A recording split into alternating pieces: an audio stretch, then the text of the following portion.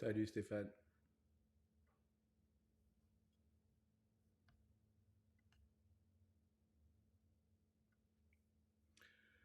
Bon, on va pas tarder. Peut-être encore une petite minute. Je m'hydrate un peu.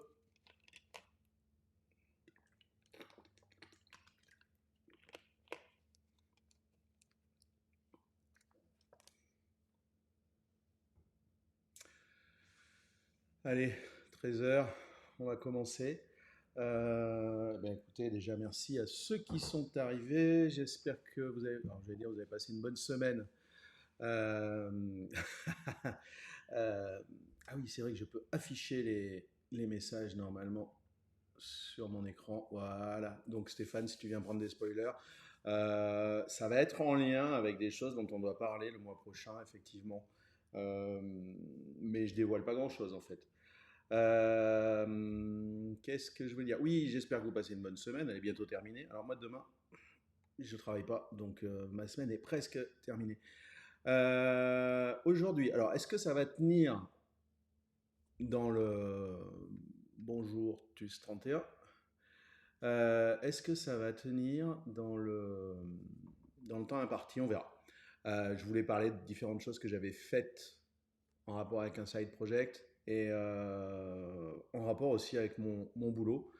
Alors, normalement, je vous ai préparé deux trois slides. Alors, ils sont moches parce que j'ai pas fait de fioriture. C'était plus pour avoir les idées en place. Alors, est-ce que voilà, normalement, vous devez les voir. Donc, bon, bah, rebonjour, hein.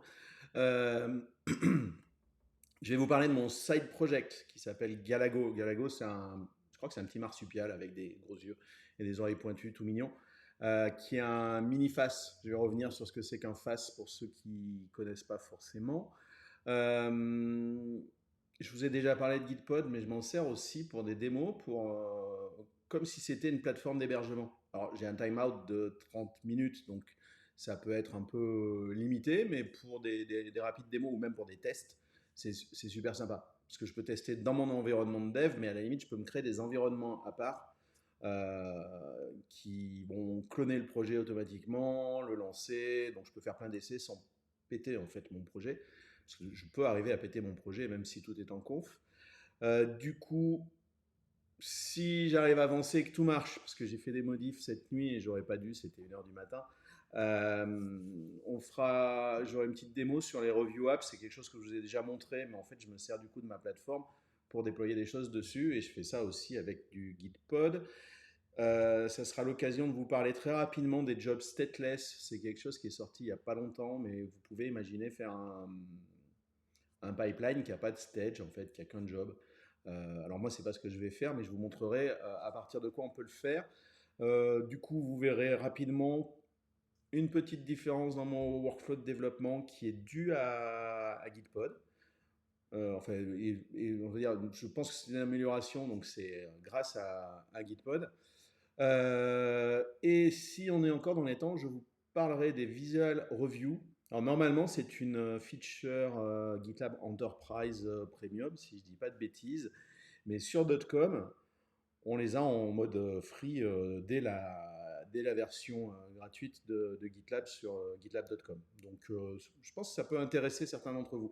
Alors je ne suis pas allé très loin encore, c'est plus pour les gens qui font du design, du front, et du vrai front, pas comme moi qui bricole. Comment je passe les slides là-dessus? Voilà. Mon projet.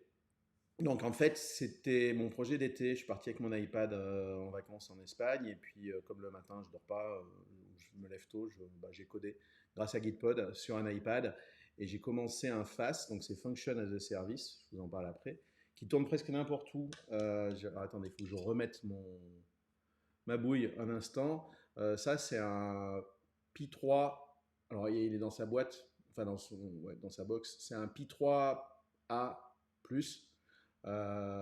Donc, c'est pas le plus petit des Pi parce qu'il y a salut Dadidéo. C'est pas le plus petit des Pi parce qu'il y a le Pi 0, mais le Pi 0 faisait pas ce que je voulais parce qu'en fait, il avait un proc qui est du ARM 6 et je peux pas faire tourner ce que je veux sur du ARM6, il me fallait au moins du ARM7. Mais bon, peu importe, c'est pas le plus important pour la, la presse. On va repasser sur les slides. Euh, donc, pourquoi j'ai fait ça, ce type de projet? Faire un FAS qui tourne presque n'importe où. En presque n'importe où, c'était pour embarquer le Pi et l'utiliser avec mon iPad. C'était pour commencer à apprendre Wasm. Ça existe déjà depuis un moment, mais c'est très jeune et c'est pas encore complètement cuit. Ça bouge beaucoup, mais c'est super intéressant. Je pense sincèrement que dans l'avenir, ça va avoir plein d'utilisations qui vont combler certaines lacunes de certains projets. Enfin, on verra, l'avenir nous le dira. C'était pour enfin me mettre définitivement à Go, parce que ça fait un moment que je le dis, mais passé quelques Hello World, j'avance pas trop. Euh, Penser à des concepts. Tiens, comment je peux faire un FAS? Alors j'en ai déjà écrit plusieurs versions, hein, essentiellement avec du JS et du Java. Euh, mais après ces concepts, ça va plus loin, parce qu'une fois que j'ai avancé, que j'ai enfin quelque chose qui me plaît, je me dis mais comment je pourrais faire pour scaler mes fonctions? Et puis maintenant, j'en suis à un stade où je me dis mais comment je pourrais faire pour que ma plateforme, enfin mon application de FAS, je puisse faire du disaster recovery ou du hot dispo. Alors là, j'en suis pas encore là, mais j'ai des idées en tête. Et du coup, ça m'oblige à Saluson. Ça m'oblige à, on va dire, à repenser la façon dont j'ai développé pour que ce soit facile à utiliser. Alors oui, quitte à pas pouvoir tout dire, je vais quand même répondre aux questions qui s'affichent dans le chat. Dadideo dit qu'il est d'accord avec moi sur le fait que ben, c'est prometteur le FAS, mais ça a vachement avancé. Et c'est un truc dont je vais parler plus tard, pas aujourd'hui, hein, dans un super meet-up le mois prochain vers Tours. Et, mais c'est pas complètement cuit. Selon les langages, ils implémentent pas forcément tout de la même façon, donc les normes sont pas forcément respectées. Mais je pense qu'il faut quand même mettre le nez dedans parce que c'est super important. Euh, quoi d'autre? Donc, je vous ai dit, ouais, les différents concepts. J'ai mis Rust en point d'interrogation aussi dans ce que je voulais apprendre. C'est quelque chose aussi que j'ai en tête depuis un moment, et à chaque fois je le mets de côté. Et puis quand j'ai commencé à regarder comment faire du Wasm avec Rust, je me suis dit, oh, c'est pas trop dur, mais par contre, quand vous voulez faire le binding avec le JS, les gars, ils ont fait un truc, c'est Java Maven, c'est limite léger à côté. Bon, je troll un peu, mais c'est l'impression que ça m'a donné. Et là, Geoffroy Coupry, dans un de ses tweets, m'a donné une piste sur quelque chose. Et du coup, j'ai peut-être des idées pour que ça soit plus simple. Donc, ça sera mes prochains devoirs dans quelques temps. Et puis finalement, je me suis dit, cette petite plateforme, je peux l'utiliser aussi pour faire de la CI, parce que j'ai besoin de montrer des déploiements. Et des fois, j'ai pas toujours envie de monter un cube. Donc là, ça me permet de mettre en œuvre certains concepts. Donc, ensuite, le FAS, à la limite, je mettrai les slides en ligne. Hein. Là, j'ai repompé les définitions. Mais globalement, sur un site qui s'appelle le bigdata.fr, je crois que je ne connaissais pas, mais la définition était plutôt parlante. Donc, c'est un service de type cloud, mais interne ou externe, hein, lié aux architectures serverless. Donc, globalement, c'est des trucs, vous ne savez pas comment ça fonctionne, vous n'avez pas à savoir comment ça fonctionne. Vous balancez dessus et ça marche. Et les parties techniques, infra, c'est pas votre problème. Le FAS, c'est la taille en dessous. En fait, le développeur, il va déployer une sorte de fonction, un microservice qui va balancer sur la plateforme et ça va fonctionner. Et puis, il n'a pas à savoir, normalement, de quelle manière c'est hosté, s'il doit l'optimiser ou pas. Alors, c'est pas tout à fait vrai, hein, mais il y a plein de solutions pour ça. À quoi ça sert? Ben, j'ai déjà dit, beaucoup de gens disent que ça peut être intéressant pour le développement de microservices, parce que des fois, il y a des microservices tout petits et il n'y a pas besoin de monter toute une infra pour ça. Moi, j'ai rajouté avec le petit emoji en bas, je pense qu'on peut, enfin non, je pense pas, je suis sûr, parce que j'ai déjà des trucs comme ça qui tournent, pour faire des bots, c'est super pratique. Les gens qui font du GitHub, du GitLab, du Bitbucket, ils mettent des bots de partout et des fois ils font des trucs super compliqués alors qu'il y a besoin de pas grand chose. Pour faire des hooks, super facile, pareil, hein, dans le même contexte, sur de la CI, ou enfin sur du SCM plutôt, de la gestion de code source, ça peut être intéressant aussi, voire même pour héberger des pages statiques. Alors peut-être que je m'avance un peu trop et puis il y a certainement d'autres cas d'usage. Moi, mon cas d'usage principal, c'était le FAS. Je vais un peu vite, mais n'hésitez pas, vous savez normalement comment me contacter. Donc, si vous avez besoin d'informations, de questions, vous êtes curieux, allez-y. Pourquoi j'ai choisi Wasm? Parce que pour moi, c'est à chaque fois que j'ai voulu faire un fast en partant de zéro avec un langage comme du JS ou du Java, je me suis heurté à pas mal de choses, notamment liées à la sécurité. Et finalement, Wasm, c'est un petit container. Je voulais faire un truc sans Docker. Alors, je me sers de Docker des fois pour hoster mon fast, mais je voulais pas me servir des containers pour héberger les fonctions. Je trouvais que ça faisait beaucoup. Et ça me réglait mes problèmes de sécurité parce que Wasm est vachement sandboxé et vous interdit de faire plein de choses. Ouais, ça m'a réglé plein de trucs et j'ai pu aller un peu plus loin. Aussi, grâce à l'intégration JavaScript, parce qu'à Wasm, au départ, c'était plutôt pour être intégré dans un navigateur. Et les premières choses qui ont été faites, c'est la communication entre ce qu'il y a dans le Wasm, enfin c'est une sorte de bitcode compilé, avec le host. Donc le host, ça va être par exemple le navigateur, et il faut une API pour faire discuter les deux.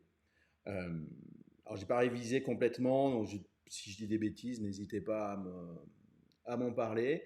Parce que c'est sandboxé, mais je le disais juste avant, et puis pour d'autres raisons, mais c'est pareil, aujourd'hui j'ai pas non plus beaucoup de temps pour m'étaler là-dessus, je pourrais en parler pendant des heures. Je ferai des talks ou d'autres épisodes. Le fonctionnement de mon FAS, je suis parti avec du Node.js pour le cœur. Hein, j'ai une app Node.js qui s'occupe de l'API, qui est fait avec Fastify, enfin, qui s'occupe de l'API et aussi dès qu'il découvre un fichier Wasm, ou que je lui publie un fichier Wasm, il va faire un fork de Node.js avec la fonction fork, hein, qui est spécifique à Node.js, et il va chercher le Wasm en mémoire du fork ou du process. Euh, mais du coup, c'est comme un fichier Wasm chargé en mémoire dans du JS, c'est comme une fonction JS, après ça s'appelle pareil. Et donc à chaque fonction, j'ai un fork. Alors je pourrais avoir plusieurs fonctions en termes de programmation dans une même fonction Wasm. Normalement, j'en mets qu'une, mais on peut faire différemment. Et ensuite, les forks Node.js, ils peuvent discuter entre eux par le biais de messages. C'est une spécificité aussi. Enfin, c'est pas moi qui l'ai codé, c'est Node.js qui le propose. Donc, j'envoie un message au process et via mon API, hein, j'ai une API REST, et ça va aller appeler le bon fork qui va exécuter le Wasm et qui va me renvoyer les informations. Et tout ça se passe super rapidement. Un fork Node.js, hein, c'est au sens operating system, c'est un process. C'est-à-dire que si j'ai fait une fonction avec une boucle infinie, ben c'est pas grave, je pourrais aller tuer le process sans tuer mon application. Donc ça, c'est pratique. Alors je le fais à la main, hein, j'ai pas fait ça encore automatiquement, mais je pourrais détecter qu'à partir d'une certaine durée, je crois même que je l'avais implémenté, mais je crois que je ne l'ai pas activé. À partir d'une certaine durée, je tue mon process et je ne tue pas l'application, ce qui est plutôt sympa. Parce que j'avais joué avec les threads, mais je maîtrisais pas, enfin, j'avais pas une bonne connaissance des threads et j'étais persuadé que je pouvais tuer un thread qui était avec une boucle infinie, mais non, c'est pas possible du tout. Mes fichiers Wasm, je les fais en Tinigo. Alors, pour deux raisons. Parce que c'est du Go et que je voulais apprendre du Go. Et parce que Go, quand vous faites du Wasm, pour l'instant, il génère un fichier qui fait à minima, je crois, 2 mégas et des brouettes.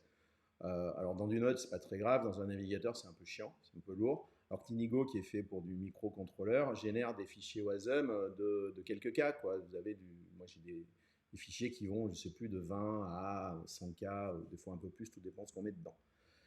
La problématique de ça, c'est que Tinigo est un subset de Go, donc des fois vous n'avez pas accès à tout. Il y avait une autre raison aussi, c'est que l'intégration JS côté Node est mieux faite avec Tinigo qu'avec Go, sur lequel vous êtes obligé de mettre un espèce de hack un peu dégueu. Donc je suis parti là-dessus. Alors les changements que j'ai fait cette nuit, mais ça je ne le montrerai pas, c'est que j'ai mis le support aussi du Go classique en utilisant l'espèce de hack pourri, et ça a l'air de marcher. Donc je testerai plus tard. Et quand le process il reçoit le message, donc le fork, bah, il fait différentes choses. Donc là, en l'occurrence, s'il détecte que je lui ai envoyé un message exec, il va il va appeler ma fonction Wasm et il va l'exécuter et il va renvoyer l'information à l'API pour lui donner les infos. Et c'est pas beaucoup plus compliqué que ça. J'ai mis un peu de temps à tout échafauder. J'ai pété pas mal de choses, j'ai recommencé pas mal de choses, mais pour l'instant j'ai quelque chose qui commence à me plaire. Une fonction, alors Galago, alors, je ne sais pas si vous voyez bien, mais globalement, en fait, il vous faut une fonction principale main. Ensuite, vous utilisez le package syscall.js pour euh, monter la fonction que vous voulez utiliser dans l'environnement global de Node. Donc, c'est le set. Handle, c'est la fonction que j'ai définie au-dessus. Et le JS func off de handle, bah, c'est ce qui me permet de monter ça dans l'environnement global de JS. Et puis le handle, entre guillemets, c'est le petit nom que je donne et qui sera visible par JavaScript. Donc j'aurais pu l'appeler Toto et ça aurait marché pareil. Et c'est tout pour cette partie-là. Et mon fonctionnement après, bah, en fait, c'est je build un fichier WASM avec ma fonction, donc celle qui était juste avant. Après, j'ai une CLI. Alors, c'était aussi, j'ai un projet parallèle qui est de faire une CLI pour utiliser ça. Et qui est pour l'instant pas belle du tout. J'ai fait des grosses erreurs de conception. J'apprends à me servir de Go. Il y a certains paradigmes qui me changent un petit peu de ce que je fais d'habitude. Mais je m'amuse bien. Et donc, avec ma CLI, je peux faire un deploy de ma fonction hello en lui disant le fichier wasm il est à tel endroit. Je le versionne, ce qui veut dire que je peux avoir plusieurs versions qui tournent en même temps et je peux appeler selon les versions. Par défaut, j'ai une version qui est active, mais je peux quand même appeler les autres versions. Donc, j'ai le activate pour activer une version. J'ai le scale qui fait qu'une version, je peux la scaler sur plusieurs process. Et après, ça va faire un espèce de load balancing. Alors, n'allez pas voir le code, mon load balancing est aléatoire, on va dire, mais statistiquement, il marche plutôt pas mal. Et puis après, je peux appeler ma fonction en lui passant des paramètres JSON. Alors, ce qui me fait penser qu'un de mes choix pour utiliser Go pour faire du WASM, c'est que la mécanique JS qu'ils fournissent pour discuter avec WASM est super bien faite parce que vous ne posez pas de questions, vous pouvez balancer quasiment n'importe quel type de données à WASM. Alors que normalement, il y a 4 types de données. Hein. C'est des floats et des doubles, je crois, en 32 et 64 bits, un truc comme ça. Je l'avais écrit quelque part. Vous voyez que je peux appeler ma fonction en lui passant des paramètres et en lui disant je veux que tu utilises telle version. Et puis vous pouvez aussi balancer des headers dans votre requête pour pouvoir passer certaines informations, je ne sais pas, des tokens d'authentification par exemple, à vos fonctions. Bon, ça fait d'autres trucs, mais je ne peux pas tout montrer. Vous n'êtes pas obligé d'utiliser, enfin, je ne suis pas obligé d'utiliser la CLI, hein, c'est des requêtes, c'est une API REST, donc avec du curl, je ferai exactement la même chose. Mais je voulais m'amuser à apprendre à utiliser Go pour faire une CLI. Alors pour l'instant, je n'ai pas utilisé comment on dit, de framework pour faire des CLI. Je suis parti avec les fonctionnalités de base de Go parce que même de base, Go a un package qui permet de faire des CLI super rapidement. Euh, donc pour l'instant, j'apprends les bases et puis après, je me perfectionnerai. Le futur de cette appli, avant que je passe au reste, c'est que j'aimerais m'amuser à faire une histoire de disaster recovery. Donc je réutiliserai, je vais me recommander en fait un PI comme ça, puisque pour ceux qui n'étaient pas encore là au début, mon truc il tourne aussi sur ce PI. J'en ai une version sur OVH, enfin bon, je m'amuse beaucoup et je vais m'amuser à faire du disaster recovery. Mais pas que, je vais aussi faire du hot dispo. Je vais faire de la gestion de messages. Alors j'ai un truc qui tourne derrière, mais j'en suis pas très fier pour le moment parce que j'ai pas eu le temps de passer du temps dessus. Mais globalement, les fonctions peuvent discuter entre elles via MQTT ou via Redis. Et ça tourne très bien sur le Pi aussi. Et puis après, je vais rajouter le support de Rust, à moins que j'en fasse un nouveau projet. Parce que mon truc en JS, il est devenu un peu monstrueux. Et je me demande s'il ne faudrait pas que je le fasse en TypeScript, par exemple, pour réorganiser comment ça s'appelle, le code, en fait. Parce que bon, je l'ai dans ma tête globalement, mais des fois j'ai du mal à circuler dedans. Et pourtant j'ai essayé d'être propre. Alors Dadideo dit j'arrive plus à. Voilà, c'est rare des RP et des achats dans des phases V0 de projet. Ouais, mais tu commences à me connaître. Moi, des fois, je suis un peu neuneux, enfin un peu particulier. Mais c'est plus pour essayer de comprendre les concepts. Je les comprends sur le papier, mais je me dis, tiens, est-ce que j'arriverai à faire moi-même en partant de pas grand-chose. Alors des fois, j'utilise des choses toutes prêtes, mais là, je pense que je vais partir de zéro et ça va être très programmatique. Euh, donc, Je crois que j'ai fini pour cette partie-là. Et je vais passer à la suite si j'arrive à trouver comment en sortir. Oui, c'est bon. Donc, deuxième partie. Mon projet, Galago, il est dans une autre orga. Il faudrait que je mette les liens quelque part. Alors, je ne sais pas si ça peut vous intéresser, mais j'ai un autre projet. Je vais l'ouvrir à côté, qui est un projet Gitpod, et en fait, dans lequel je stocke juste certains exemples, et dans mon gitpod.yaml, je vais cloner mon projet d'origine, je lui installe GVM pour lui dire que je veux telle version de Go, je lui installe Tinigo, je lui installe PM2 dont je me sers pour lancer en fait mes applis. Je lui envoie des variables d'environnement qui vont lui servir au démarrage. Et puis je lui dis aussi où est-ce qu'il faut qu'il aille chercher les fonctions, où est-ce qu'il enregistre l'état des fonctions actives. Je lance mon serveur Redis. Je fais différentes choses. En fait, le code de mon projet n'est pas dans ce projet-là. En fait, je vais faire un git clone. Bon, il va venir, mais c'est pas mon projet de dev, c'est plutôt un projet de. C'est comme si je le déployais, sauf que je me sers de Gitpod en fait, pour le déployer dans Gitpod. Donc Gitpod, hein, pour ceux qui ne connaissent pas, c'est un IDE façon VS Code dans le cloud. Qu'est-ce que je fais d'autre dedans? Ah oui, important. Ce projet-là, là, il est dans un groupe. Et dans ce groupe-là, j'ai des variables d'environnement que je mets à jour automatiquement. C'est-à-dire le token d'admin de mon appli et l'URL pour y accéder. Parce qu'en fait, quand vous êtes dans Gitpod, il génère une URL d'accès sur un port que vous pouvez ouvrir, mais elle n'est jamais la même. Donc du coup, dans mon script de chargement, au départ, je récupère l'URL que Gitpod a généré, je récupère le token, et ensuite je fais des curls pour appeler l'API GitLab pour aller créer ou mettre à jour mes variables d'environnement dans le groupe. Ça fait que j'ai jamais à ressaisir, c'est plutôt pratique. Le reste, c'est juste des shells que je lance et que je mets en place. Donc du coup, je vais lancer mon application. Alors normalement, ça ne prend pas de temps. J'ai fait des essais.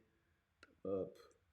Donc je le lance avec Gitpod. Pendant que ça se lance, je reviens sur mon truc.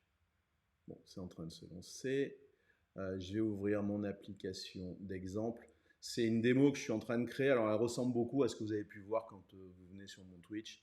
Mais là, je l'utilise pour bosser avec mon application. Donc, c'est en train de se charger.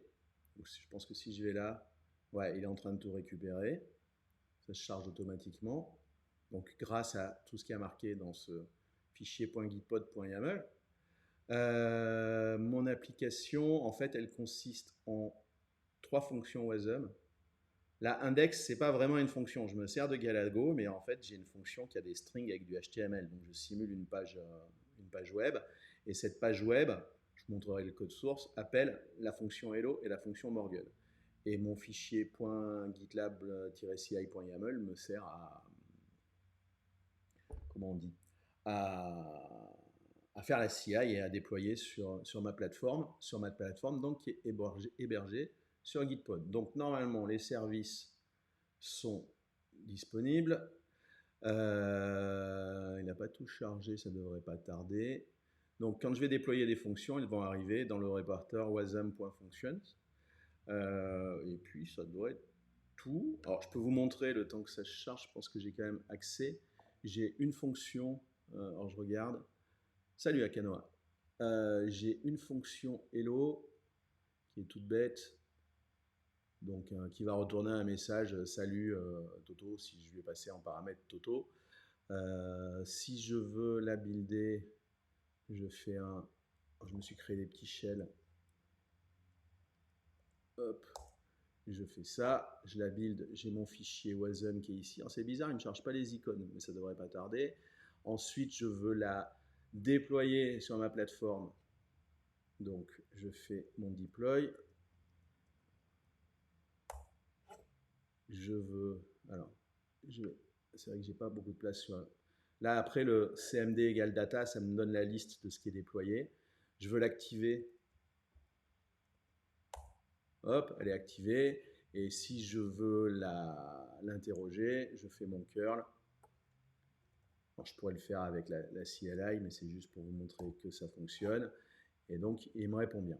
Et vous voyez que dans mes fichiers, quand j'ai fait mon déploiement, c'est bien allé le copier dans wasm.function. Donc, je vais faire la même chose, mais avec GitLab CI en fait. Alors, j'ai vu que Dadideo mettait quelque chose dans le. Pour ton système distribué, je te recommande ce joli visuel pour comprendre Raft, TCD, Zookeeper, utilisable qui est similaire. Ouais, mais j'ai d'autres idées. Mais je vais regarder, tu as raison, ça peut me donner encore d'autres idées.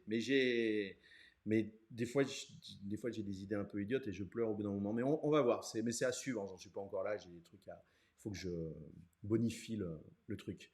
Donc, retournons sur mon fichier de CI. Bon, on va l'ouvrir dans enfin mon repo. On va l'ouvrir dans Gitpod aussi. Hop. Je vous montre. Non, on va pas. Pourquoi je l'ouvre dans Gitpod? C'est pas ce que je voulais faire. Hop, hop, hop. Je voulais plutôt vous montrer comment. Donc, je vous ai dit qu'il y avait des fonctions. J'ai mon fichier YAML, je vous montrerai à quoi il correspond. Imaginons. Donc, je bosse comme ça maintenant sur mon side project. Quand j'ai quelque chose à faire, je dis, je crée une issue en fait. Donc là, je vais dire changer le message et bon, je sais pas écrire, c'est bête ça. Hop, changer le message. Même si je bosse tout seul en général, je m'assigne l'issue. Puis je détaille ce que je veux faire dedans et puis voire même je rajoute des notes au fur et à mesure. Du coup, après, quand je sais ce que je vais faire, maintenant, ce que je fais, c'est que je fais, à partir de l'issue, je crée ma merge request. Donc, ça va me créer la branche et la merge request. Donc, ça, c'est super pratique. Et le petit truc, alors, que j'ai pas eu pendant mes vacances d'été, je l'ai eu après les vacances qui est sorti, c'est le Open in Gitpod. Et ça, c'est juste génial. En fait, Gitpod vous montre un environnement, mais positionné sur la branche qu'il a créée. Et ça, j'adore. C'est tout con, mais ça fait gagner un temps énorme. Alors, le temps qui monte, vous allez entendre glouglou parce que je bois un peu d'eau.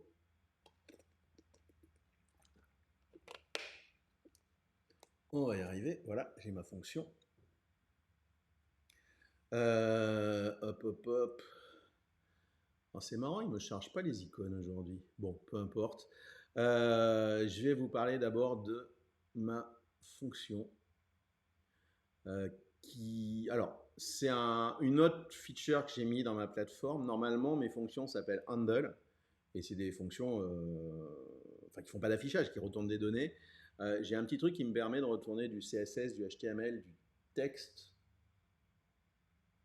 et je crois autre chose, je ne sais plus, et notamment du HTML. Donc ça va changer le content. Merde, j'ai plus ce qu'on met dans les headers. Enfin, ça va changer le format de la requête. Donc j'ai une string où il y a tout mon HTML. Alors, avec du Go, vous pourriez embarquer un fichier HTML dans le binaire, mais avec Tinigo, ça ne marche pas parce que Tinigo ne permet pas de le faire. Donc j'ai fait du string. Content type, ouais, merci Son. Tu es jeune, toi, tu as encore toute ta mémoire. Moi non. Là, les petits pourcentages V, c'est des choses que je vais passer au moment de la compile. Je vous en parlerai plus tard. Pour la CI, j'ai des variables d'environnement que je veux passer et utiliser dans mes strings, mes strings HTML, on va dire. Donc là, globalement, hein, ça va m'afficher du texte.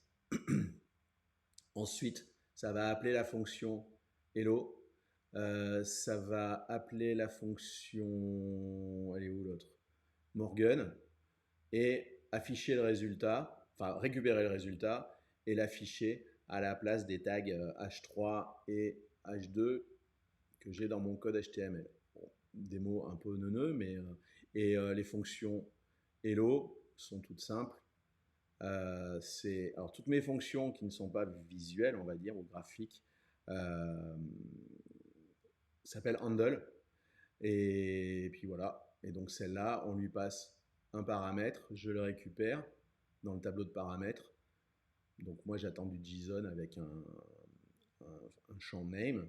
Et pour la fonction Morgan, c'est pareil, si je ne dis pas de bêtises. Voilà, c'est pareil, il n'y a que le message qui change. Donc j'avais dit dans my issue que, alors vous voyez en bas, là, il m'a créé vraiment une branche. J'avais dit dans my issue que je voulais changer le message à afficher, donc on va le déployer une première fois. De toute façon, je ne vais pas faire que ça, je vais changer je vais changer comment ça s'appelle les messages aussi. Alors, je vais enlever l'emoji. Alors, j'ai pas vraiment répété, donc j'improvise un petit peu.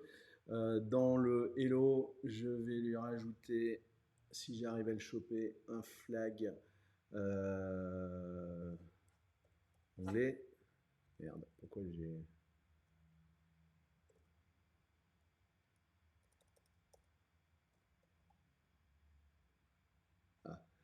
anglais, hop, et on va essayer de choper le flag allemand aussi.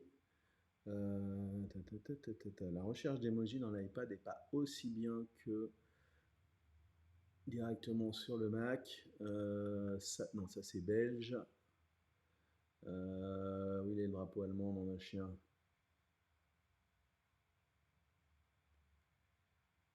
Je ne l'ai pas vu. Bon, je sens que je vais mettre les Belges à la place des Allemands et je vais me faire engueuler. Voilà, hop, il était pas loin. Donc, normalement, j'ai fait mes modifs. Je suis sur une merge request. Je fais un point. J'ai un petit shell pour aller plus vite. Non, je suis pas dans le bon. Shell, hop. Point 8. Save. Donc là, ça commit, ça push directement sur GitLab. Si je veux aller voir ce qui se passe, je fais un open context et ça va m'ouvrir un nouvel onglet sur ma merge request. Donc là, on voit que le pipeline s'est déclenché. Et c'est là que je dois vous parler de quelque chose en vous montrant la CI. Normalement, c'est en stage. Là, j'ai deux jobs de test qui vont générer des fichiers JUnit, mais après, pour que GitLab puisse les afficher, j'ai un truc qui va merger les deux fichiers XML et qui est ce job-là. Et avant, en fait, ce job-là, il aurait fallu que je le mette dans un stage suivant pour être sûr qu'il s'exécute après les deux jobs de test. Et en fait, depuis l'avant-dernière version, on peut faire des dépendances de jobs, mais à l'intérieur d'un même stage. Alors, ceux qui font de la CI comprendront, ceux qui n'en font pas, ça va peut-être les perdre. Mais ce qui veut dire que je peux mettre tout ce qui correspond au test, je peux le laisser dans le même stage et j'ai la certitude que mon test, que mon job generate test va générer les bons fichiers au bon moment et qu'il ne s'exécutera qu'après l'exécution des deux autres jobs qui, eux, peuvent s'exécuter en parallèle. J'entends un... Ok, vive le DAG. Ouais, tout à fait. Mais là, il est encore amélioré, du coup. On va attendre un petit peu parce que j'avais mis tous les jobs. Les jobs de test ne nous intéressent pas vraiment aujourd'hui. Donc j'ai un build qui, quand il sera fini, déclenchera le deploy de la fonction hello. Normalement, voilà. Donc dans ce stage-là, le deploy de hello pourra commencer avant même que tout ça soit fini si les autres n'ont pas terminé. Tout dépend en fait des dépendances que vous avez mis. Mais ce qui était aujourd'hui, ce qui m'intéressait, parce que ça vous pouviez le faire déjà avant, mais c'est qu'on peut le faire dans un même stage. Donc, j'ai un autre build de Morgan qui déploie Morgan. Et en fait, quand les deux fonctions sont créées, et j'ai un build de index. Le déploiement de index, le déploiement final, ne se fera que quand les deux déploiements des autres fonctions seront terminés. Alors, je vois une question. Le problème, c'est que le user qui lance le pipeline doit avoir accès au projet descendant. Ouais, mais sauf que là, je suis dans les mêmes projets. Je suis dans le même projet. Hein. J'ai plusieurs. En fait, je fais du monorepo. Après, il y a. Ouais, il y a des méthodes pour ça aussi. Quand même, j'ai bossé sur un truc avec un client là-dessus. Qu'est-ce que tu dis? Pas simple quand il s'agit d'un repo un peu sensible, genre déploiement prod. Ouais, mais tout dépend de. Tout dépend. Ouais, ça peut. Alors, c'est pas le sujet d'aujourd'hui, mais c'est un vaste sujet et j'ai des discussions, pas tous les jours, mais souvent avec, avec mes clients. Alors, Akanoa dit que tu permets seulement à des bots de lancer. Ouais, mais oui et non. Maintenant, il y a un truc qui sont les Project Access Tokens qui font que en fait, tu peux avoir un bot qui ne consomme pas une licence dans ton projet. Mais si tu veux utiliser le même bot dans un projet, un sous-projet qui en dépend, pour lui filer les droits à l'autre sous-projet, c'est encore une autre affaire et ça devient plus compliqué et tu fais des usines à gaz. Alors, il va y avoir, il y a un workaround pour ça, mais après, le workaround est officiel dans l'avant-dernière version, mais maintenant, il y aura aussi des groupes access token. Donc, peut-être que ça sera plus facile. Oh, Sébastien, comment tu vas? Ça fait plaisir. Ça fait un moment qu'on ne s'est pas vu, dis donc. J'étais avec des collègues à toi hier. On s'est bien amusé. Continuons. Où est-ce qu'on en est de mon déploiement? Bon, mon déploiement est terminé. Donc, si par exemple je vais sur déploiement, vous voyez qu'il m'a créé un environnement par rapport à ma merge request. Et si je vais me positionner là, j'ai bien mes modifications. Euh, donc ça, c'était le principe des review apps, hein. Si je merge, après, ça va déployer sur l'environnement de prod mes modifs. Mais avant d'y aller, je voulais vous montrer un truc. Je vous ai dit en intro, il y a quelque chose qui s'appelle les visual reviews. Normalement, c'est accessible en enterprise sur Premium, mais sur .com, vous y avez accès quel que soit votre plan. Donc en plan free, c'est accessible. Et ça permet en fait, alors attendez, il faut que je fasse une bidouille de mon côté pour récupérer des credentials parce que je ne les connais pas par cœur. Euh, Ça permet en fait à partir de l'IHM d'ajouter des notes à la merge request. Donc pour faire des revues par les utilisateurs, c'est super super pratique. Alors attendez, il faut que je retrouve juste mon token en espérant que c'est le bon. Euh, C'est même pas sûr. Bon, on va voir, hein, sinon je vais faire un plantage en.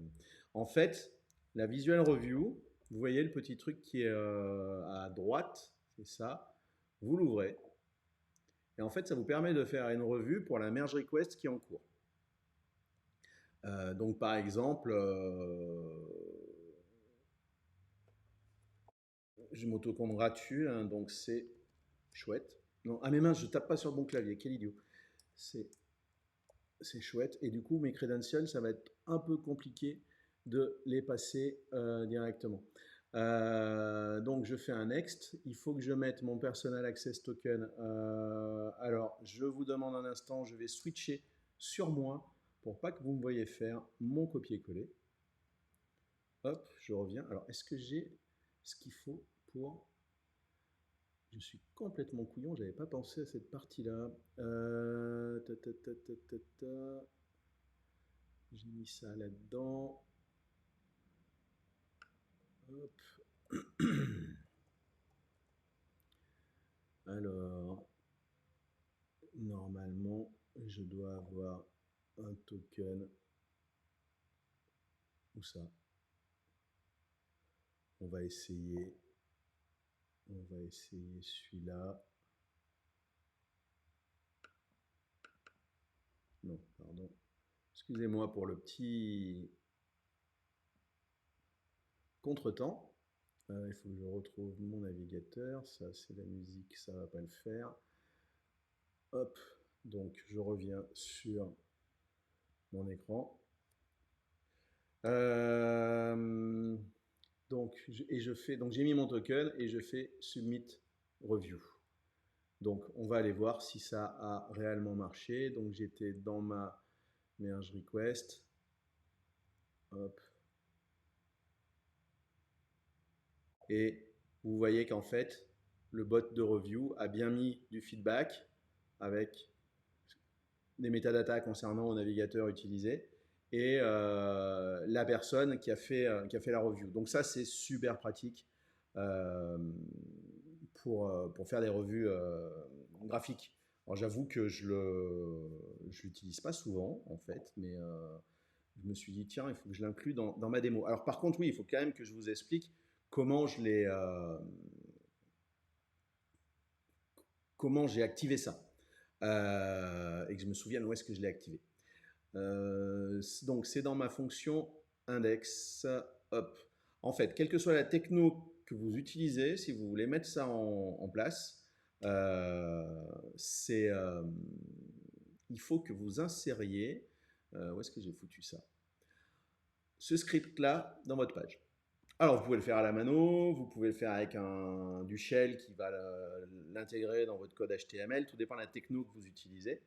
Et ce script-là a besoin de l'ID du projet, de l'ID de la merge request, de l'URL du GitLab sur lequel vous bossez, le pass du projet, et globalement, c'est tout. Et puis, il y a le petit script qui permet de mettre le petit form sur le côté.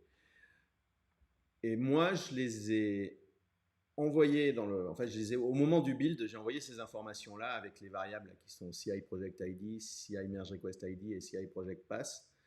Et c'était les petits V, les pourcentages V qui permettaient de faire ça. Et globalement, pour intégrer en Go, j'ai découvert ça par hasard en fait. Hein, du coup, ça me suis dit, tiens, je vais intégrer les. Et en fait, ce que vous faites, vous exportez vos variables d'environnement. Et après, au build, vous utilisez le flag LDL flags-x, votre fonction et le nom de la variable qui va récupérer la valeur de la variable d'environnement. C'est pas plus compliqué que ça, mais c'est super pratique. Et du coup, on va aller voir à quoi ressemble le fichier de CI. Là, on va l'ouvrir dans GitLab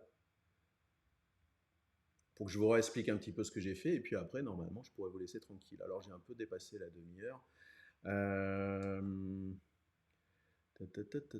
Mon fichier de CI, excusez-moi, je suis vraiment pas réveillé. Bon, la partie test, le seul truc qui était intéressant aujourd'hui, c'était que mon dernier job pour merger mes fichiers de. Alors, je suis en train de faire des gestes devant l'écran, mais vous ne me voyez pas en fait. Mon dernier job pour merger les fichiers de test, en fait, il utilise la clé nits et la liste des jobs qui, quand ils seront terminés, il pourra se déclencher. Donc c'est comme ça que je mets en place mes dépendances. Mon build, c'est celui d'index le plus intéressant. Donc moi j'ai une image avec tout ce dont j'ai besoin, du Go et du Tinigo que je charge dans la registry qui est liée à mon projet. Après vous pourriez le faire par script, hein, tout installer directement, mais là ça va plus vite. Et je fais mon Tinigo build avec les flags pour injecter mes variables d'environnement. Je fais pareil et je mets bien sûr mon fichier WASM dans les artefacts pour pouvoir le réutiliser dans le stage suivant. Pareil pour build hello et build Morgan, mais là c'est moins compliqué, je n'injecte aucune variable. Et pour déployer, alors je déploie avec ma CLI. Donc pareil, je me suis fait une image Docker avec une version de ma CLI. Mais j'aurais pu tout faire en script. Et ma fonction index, tu dis que ça défile trop vite peut-être, c'est ça? Ah ouais, mais toi tu sais déjà où est mon code source, donc tout va bien. De toute façon, je remettrai les liens vers le... Comment ça s'appelle quand je vais publier la vidéo, je remettrai tous les liens que j'ai utilisés. Qu'est-ce qu'elle fait ma fonction index? Je me crée l'URL sur lequel je vais déployer. Donc Galago URL, hein, c'est ce que mon environnement, celui que j'avais lancé en parallèle, je ne sais plus où, ici, est allé inscrire. Vous voyez, on voit les fonctions que j'ai publiées avec les différentes versions. Galago URL, c'est ce que la plateforme au démarrage est allée inscrire via l'API dans les variables d'environnement du groupe.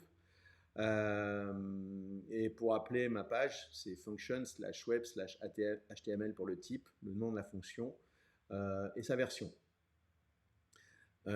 Pour pouvoir l'utiliser de manière dynamique, en fait, j'utilise une ruse qui est un fichier de type .env. Donc en fait, où est-ce que je fais ça? Voilà. Dans .env, je lui balance mon URL dynamique.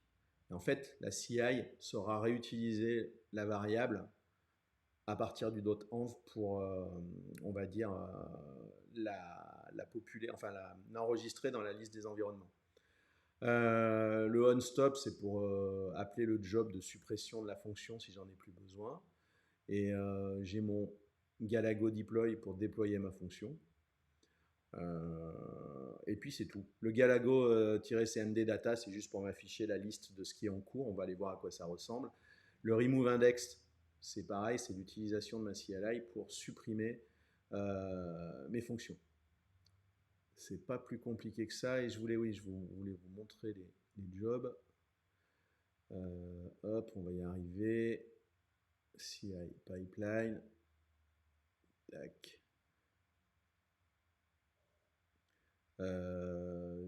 Qu'est-ce que j'ai déjà oublié ce que je voulais montrer.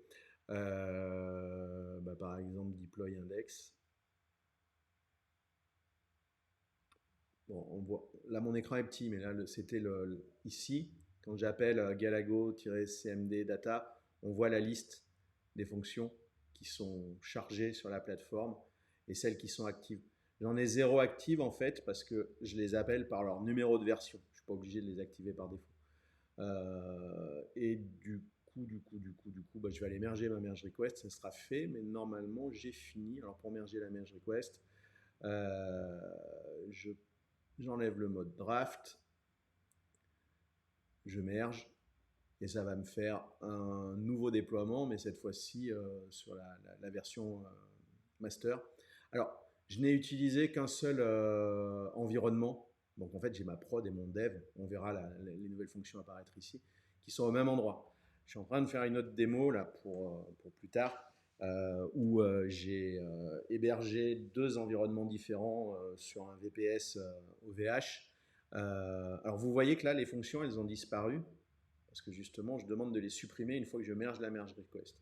Donc oui, je disais, j'ai 2 environnements sur un VPS OVH de ma plateforme, et du coup j'aurai une Rails, enfin une CI qui réellement aura un environnement de prod, un environnement de dev.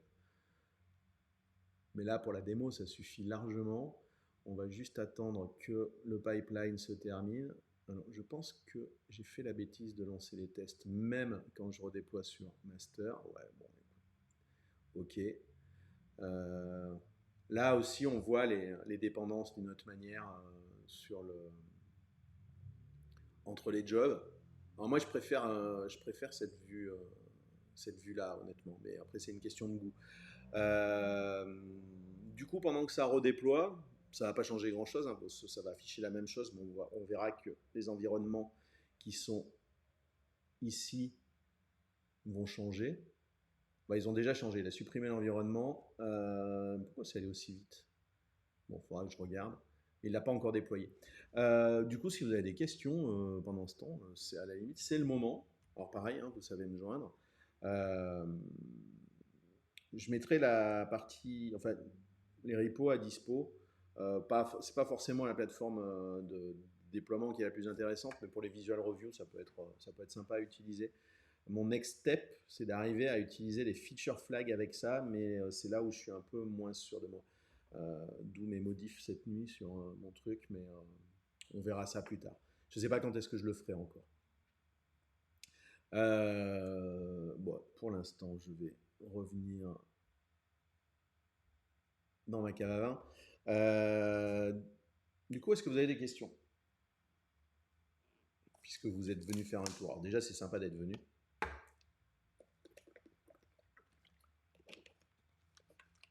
Pas de questions. Vous avez faim. Alors, je vais quand même regarder ce qu'il y avait dans le chat.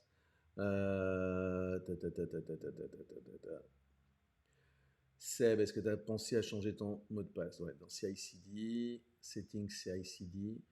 J'ai même pas setting sur le subgroupe.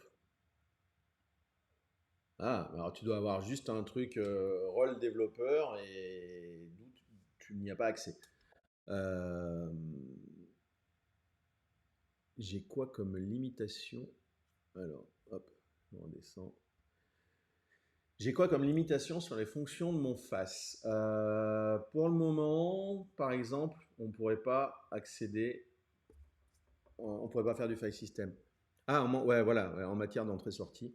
En fait, les seules choses que tu peux faire, c'est envoyer des paramètres à la fonction et elle te renvoie du JSON ou du texte ou du HTML ou du CSS. Parce que je pourrais imaginer avoir une page qui appelle des web components qui sont définis dans la fonction. C'est un truc que je ferais pour m'amuser. Je suis pas sûr que c'est un intérêt, enfin dans mon cas. Euh, Sun, bonne. Alors, je finis de répondre à Canoa. Ouais, en matière d'entrée-sortie, voilà, ça reste super simple, c'est de la fonction. Ta, ta, ta, ta, ta. Sun, Gitpod avec VS Code, c'est bien ou moins bien qu'avec Theia? Écoute, alors maintenant, il n'y a plus accès à Gitpod avec Theia. Moi, j'aimais bien Theia. Il y avait le seul truc qui avait. Dans Theia, tu pouvais pas avoir enfin, en tout cas, dans la version Gitpod, tu n'avais pas d'ouverture. Tu pouvais pas ouvrir deux fichiers en même temps mis côte à côte. Euh, Avec VS Code, tu peux le faire, c'est plutôt pas mal. Il y avait un truc que j'aimais bien, c'était le download de fichiers ou le upload de fichiers. Ça y était pas au début, là ils l'ont rajouté. Écoute, pour l'instant, je retrouve bien mes petits, mais j'avoue que j'aimais bien Theia aussi. Donc voilà, j'aurais bien aimé qu'ils laissent les deux en fait disponibles. Euh, Ouais, dans Cheteia, on peut le faire. Oui, oui, je sais, mais Cheteia, vous le maîtrisez depuis des années. Vous avez fait un super truc. Donc, je suis pas surpris. Euh, donc, ensuite, Dadideo qui dit que ça était updaté. Eh ben, ah oui, exact. Donc, si je reviens, on va juste vérifier que le déploiement est bien fait. Donc, on voit que l'environnement est bien relié à une web app et que ma web app est bien déployé en prod. Et si je retourne sur ma plateforme qui est ici, on voit que j'ai bien mes deux mains, donc sur la prod, mes trois mains pardon, qui sont déployés. Le 0.0, c'était la démo que je vous ai fait tout à l'heure. Revenons sur moi. Alors, Sun qui dit, oui, ça tu l'avais dit sur Tché. Vous allez mettre VS Code aussi dessus. Bah écoute, je pense que c'est une bonne idée. Euh, de plus en plus de gens le font. Donc écoute, à suivre. Ce sera l'occasion d'ailleurs qu'on se refasse un Twitch sur le sujet. Tiens. Euh, alors, maintenant, Akano a dit, ok, je suis en train d'essayer de faire de l'archi-exa avec des fonctions WASM, mais je bute un peu sur comment faire de jolies interfaces d'adapteurs d'entrée-sortie. J'en suis pas encore là, mais c'est des trucs sur lesquels on peut discuter. Et puis il y a un de mes camarades de longue date, Thomas Pirin, qui va venir habiter à Lyon et qui, je crois, se débrouille pas mal avec l'architecture hexagonale. C'est des sujets sur lesquels on pourrait bosser. Et oui, certainement, ça doit être chaud. Ouais. Donc ouais, mon truc Wasm, en fait, moi, il va évoluer un peu en fonction de mes besoins de démo finalement. J'ai un nombre de issues ouvertes dessus, et notamment une qui serait de faire une web page pour expliquer ce que c'est, continuer à faire la doc et tout ça. Donc ça aussi, il faut que j'avance. Et j'avais commencé à faire des tests de charge et j'avais été assez agréablement surpris. Alors je ne suis pas spécialisé de tests de charge, mais il faut que je recommence. Mais là, pour l'instant, je vais avancer sur les cas d'utilisation essentiellement. Architecture hexagonale, c'est rigolo surtout. Ouais, j'en suis persuadé. Donc voilà. Écoutez, on a encore quelques minutes avant d'être obligé de retourner bosser. J'espère que ça vous a intéressé. Si vous avez besoin de poser des questions, vous savez me joindre, donc n'hésitez pas. Si vous avez des idées de cas d'utilisation, je suis preneur aussi parce que, alors des fois, je vais prendre des, je vais être très opinionated sur certains sujets parce que je sais que ou ça va être impossible à implémenter ou ça me ferait tout revoir. Mais si vous avez de bonnes idées, je suis preneur. Et mon next step aussi, je pense, avant même de faire le achat et le disaster recovery, qui sont peut-être par contre plus faciles que ce que j'ai en tête, mais salut à Canoa, bien, bonne journée toi aussi. Euh, ouais, mon next step, c'est ou d'ajouter le support de Rust ou de faire une version parallèle en TypeScript plus Rust. Je sais pas, je vais voir. Ça dépendra de mes week-ends. Salut Sun, à bientôt. C'était sympa de passer, c'est cool. Donc voilà, donc j'ai pas mal avancé sur la partie, pas forcément en Go, mais en tout cas sur le support de Wasm de Go. C'est super intéressant. Puis c'est une bonne excuse pour se mettre à Go de toute façon. J'ai un petit peu avancé sur la partie Rust. Puis voilà, puis je suis en train de préparer un talk là-dessus pour un super meet-up à Tours bientôt le mois prochain. Donc et je pense que ce talk après évoluera et il se passera plein de choses. Du coup, je vous souhaite une très très bonne journée à tous. C'était super sympa d'être passé. Et puis dans la journée, je mets ça sur YouTube avec les liens. Faudrait que je mette un repo quelque part où je me demande si j'en ai pas un. Donnez-moi un instant. Il me semble que je m'étais créé un repo pour si les gens veulent me poser des questions, genre n'importe quoi. Euh, le seul problème, c'est que je crois que je sais plus où je l'ai. Si, hop, je vais le mettre dans. Attendez, il faut que. Hop, hop, hop. Je le mettrai dans le YouTube. J'oublie toujours que je ne peux pas faire du copier-coller entre l'iPad et le Mac. Eh ben, écoutez, bonne fin de semaine, bon week-end. Et puis la semaine prochaine, je crois que j'avais prévu de faire un autre Twitch. Je ne sais plus sur quel sujet.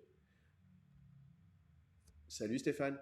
Ah bah oui, au mois prochain à Tours. Donc je parlais d'un super meet-up. Un super meet-up, c'est Alix, entre autres tenu par Stéphane. Et j'ai la chance d'être invité là-bas pour parler justement de Wasm et Go. Donc ce ne sera pas spécifique à mon side project, ce sera quelque chose de plus général, façon un peu formation. Donc voilà. Écoutez, moi à Lyon il fait soleil, donc je pense que j'allais faire du vélo quand même. Mais je vous dis à très bientôt. Quelle date sur Tours? Merde, le 6 octobre. Tu veux dire que j'aurai peut-être la chance de te voir? Ce serait excellent. Un live dispo sur Tours. Je sais plus, je crois que Stéphane enregistre normalement. Alors après, je sais pas si c'est en live. Je me souviens plus. Faudrait demander à Horatio, je crois, a fait un talk aussi à TEDx il y a pas longtemps. Faudrait lui demander. Ou sinon, on redemandera à Stéphane, mais là, je crois qu'il est parti. Bon, allez, depuis le temps que je vous le dis, bon après-midi et à bientôt. Ciao. Et merci d'être passé en tout cas, c'était cool.